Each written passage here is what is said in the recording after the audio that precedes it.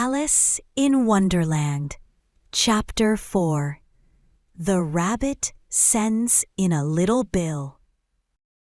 It was the White Rabbit, trotting slowly back again and looking anxiously about as it went, as if it had lost something. And she heard it muttering to itself, "The Duchess! The Duchess! Oh, my dear paws! Oh, my fur and whiskers! She'll get me executed, as sure as ferrets are ferrets. Where can I have dropped them, I wonder?" Alice guessed in a moment that it was looking for the fan and the pair of white kid gloves, and she very good-naturedly began hunting about for them, but they were nowhere to be seen. Everything seemed to have changed since her swim in the pool, and the great hall, with the glass table and the little door, had vanished completely.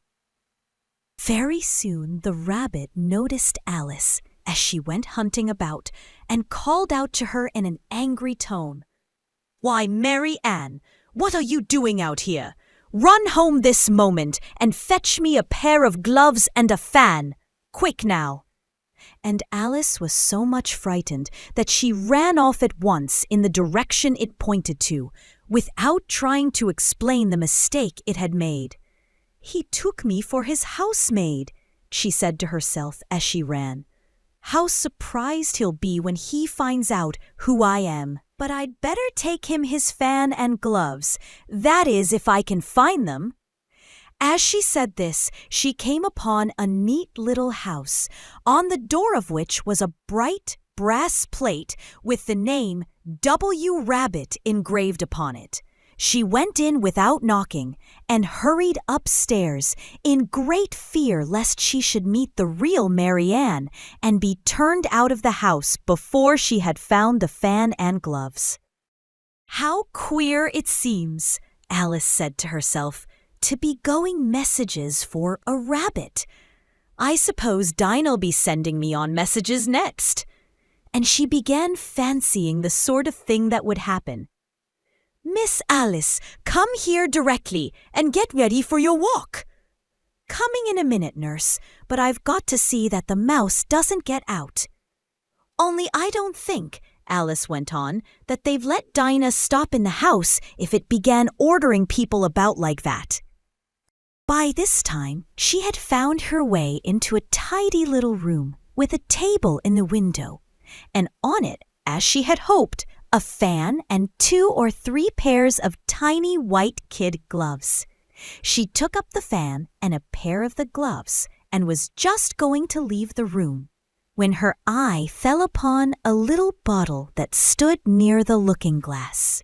There was no label this time with the words, "Drink me," but nevertheless, she uncorked it and put it to her lips. "I know something interesting is sure to happen," she said to herself, "whenever I eat or drink anything. So I'll just see what this bottle does. I do hope it'll make me grow large again, for really I'm quite tired of being such a tiny little thing." It did so indeed, and much sooner than she had expected. Before she had drunk half the bottle, she found her head pressing against the ceiling and had to stoop to save her neck from being broken. She hastily put down the bottle, saying to herself, "That's quite enough. I hope I shan't grow any more. As it is, I can't get out at the door. I do wish I hadn't drunk quite so much." Alas! It was too late to wish that. She went on growing and very soon had to kneel down on the floor. In another minute, there was not even room for this, and she tried the effect of lying down with one elbow against the door and the other arm curled round her head. Still she went on growing, and as a last resource, she put one arm out of the window and one foot up the chimney and said to herself, "Now I can do no more, whatever happens. What will become of me?" Luckily for Alice, the little magic bottle had now had its full effect. and she grew no larger. Still, it was very uncomfortable, and as there seemed to be no sort of chance of her ever getting out of the room again, no wonder she felt unhappy. It was much pleasanter at home, thought poor Alice, when one wasn't always growing larger and smaller and being ordered about by mice and rabbits. I almost wish I hadn't gone down that rabbit hole. And yet, it's rather curious, you know, this sort of life. I do wonder what can have happened to me. When I used to read fairy tales, I fancied that kind of thing never happened. And now, here I am in the middle of one. There ought to be a book written about me. That there ought. And when I grow up, I'll write one. But I'm grown up now, she added in a sorrowful tone. At least there's no room to grow up any more here. But then, thought Alice, shall I never get any older than I am now? That'll be a comfort, one way, never to be an old woman, but then always to have lessons to learn. Oh, I shouldn't like that. Oh, you foolish Alice, she answered herself. How can you learn lessons in here? Why, there's hardly room for you, and no room at all for any lesson books. And so she went on, taking first one side and then the other, and making quite a conversation of it altogether. But after a few minutes, she heard a voice outside and stopped to listen. "Marianne! Marianne!" said the voice. "Fetch me my gloves this moment!" Then came a little pattering of feet on the stairs. Alice knew it was the rabbit coming to look for her, and she trembled till she shook the house, quite forgetting that she was now about 1,000 times as large as the rabbit, and had no reason to be afraid of it.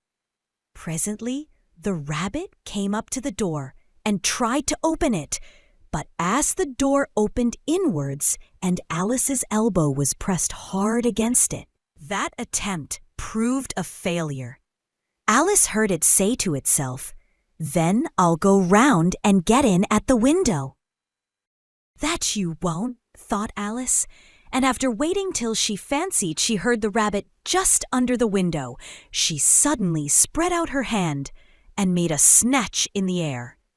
She did not get hold of anything, but she heard a little shriek and a fall, and a crash of broken glass, from which she concluded that it was just possible it had fallen into a cucumber frame, or something of the sort.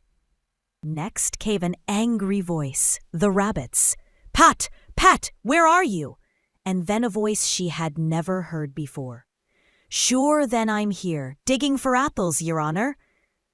"Digging for apples, indeed," said the rabbit angrily. "Here, come and help me out of this." Sounds of more broken glass. "Now tell me, Pat, what's that in the window?" "Sure, it's an arm, your honor." He pronounced it arum. "An arm, you goose! Who ever saw one that size? Why, it fills the whole window." "Sure it does."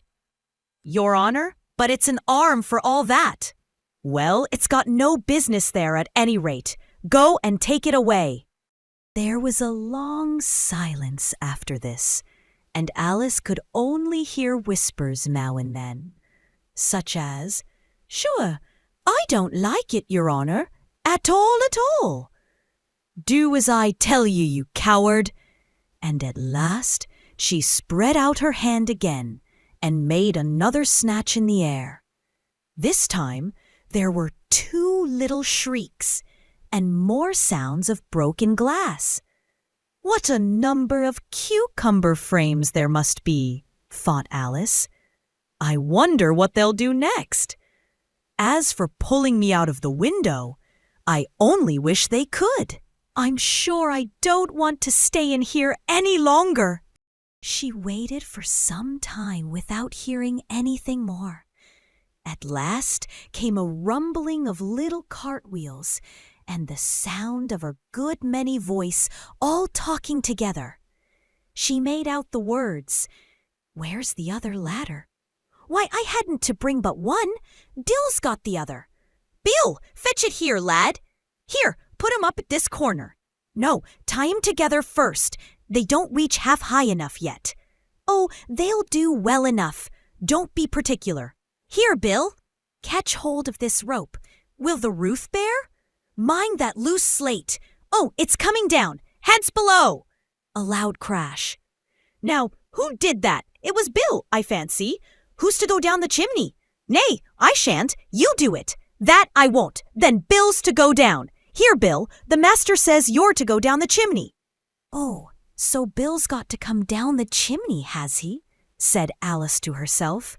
"Shy, they seem to put everything upon Bill. I wouldn't be in Bill's place for a good deal. This fireplace is narrow, to be sure, but I think I can kick a little." She drew her foot as far down the chimney as she could and waited till she heard a little animal, she couldn't guess of what sort it was, scratching and scrambling about in the chimney close above her. Then, saying to herself, "This is Bill," she gave one sharp kick and waited to see what would happen next. The first thing she heard was a general chorus of, "There goes Bill." Then the rabbit's voice along, "Catch him, you by the hedge." Then silence, and then another confusion of voices. "Hold up his head. Brandy now. Don't choke him. How was it, old fellow? What happened to you? Tell us all about it." Last came a little feeble, squeaking voice. "That's Bill," thought Alice. "Well, I hardly know. No more, thank ye. I'm better now, but I'm a deal too flustered to tell you. All I know is something comes at me like a jack-in-the-box, and up I goes like a skyrocket." "So you did, old fellow," said the others. "We must burn the house down," said the rabbit's voice, and Alice called out as loud as she could, "If you do, I'll set Dinah at you." There was a dead silence instantly, and Alice thought to herself, "I wonder what they will do next. If they had any sense, they'd take the roof off." After a minute or two, they began moving about again, and Alice heard the rabbit say, "A barrowful will do to begin with." A barrowful of what? thought Alice, but she had not long to doubt, for the next moment a shower of little pebbles came rattling in at the window, and some of them hit her in the face. "I'll put a stop to this," she said to herself, and shouted out, "You'd better not do that again," which produced another dead silence. Alice noticed with some surprise that the pebbles were all turning into little cakes as they lay on the floor. And a bright idea came into her head. "If I eat one of these cakes," she thought, "it's sure to make some change in my size. And as it can't possibly make me larger, it must make me smaller, I suppose." So she swallowed one of the cakes and was delighted to find that she began shrinking directly. As soon as she was small enough to get through the door, she ran out of the house and found quite a crowd of little animals and birds waiting outside.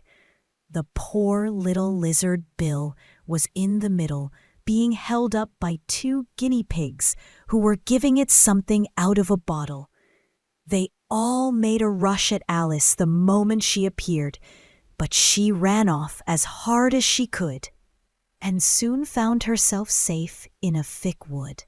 "The first thing I've got to do," said Alice to herself as she wandered about in the wood, "is to grow to my right size again, and the second thing is to find my way into that lovely garden.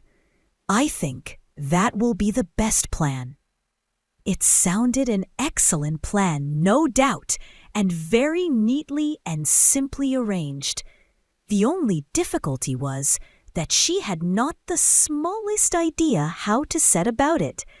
And while she was peering about anxiously among the trees, a little sharp bark just over her head made her look up in a great hurry. An enormous puppy was looking down at her with large, round eyes and feebly stretching out one paw, trying to touch her.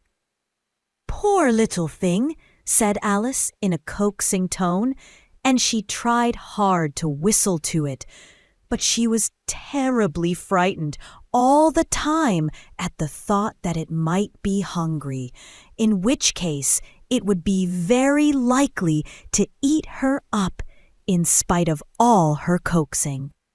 Hardly knowing what she did, she picked up a little bit of stick and held it out to the puppy, whereupon the puppy jumped into the air off all its feet at once with a yelp of delight, and rushed at the stick and made believe to worry it.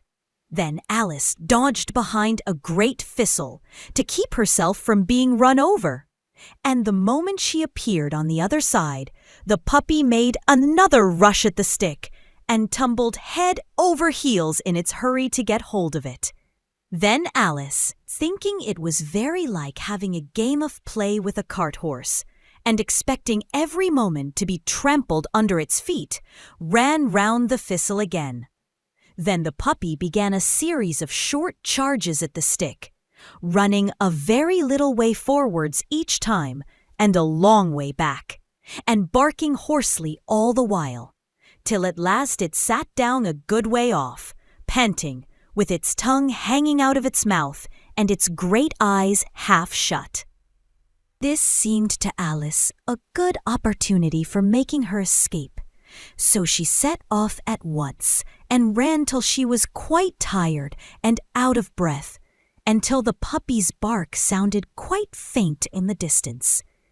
"And yet what a dear little puppy it was," said Alice, as she leant against a buttercup to rest herself and fanned herself with one of the leaves. "I should have liked teaching it tricks very much, if I'd only been the right size to do it. Oh dear, I'd nearly forgotten that I've got to grow up again. Let me see, how is it to be managed? I suppose I ought to eat or drink something or other, but the great question is, what?" The great question certainly was, what? Alice looked all round her at the flowers and the blades of grass, but she did not see anything that looked like the right thing to eat or drink under the circumstances. There was a large mushroom growing near her, about the same height as herself, and when she had looked under it, and on both sides of it, and behind it, it occurred to her that she might as well look and see what was on the top of it. She stretched herself up on tiptoe and peeped over the edge of the mushroom, and her eyes immediately met those of a large caterpillar that was sitting on the top with its arms folded, quietly smoking a long hookah, and taking not the smallest notice of her or of anything else.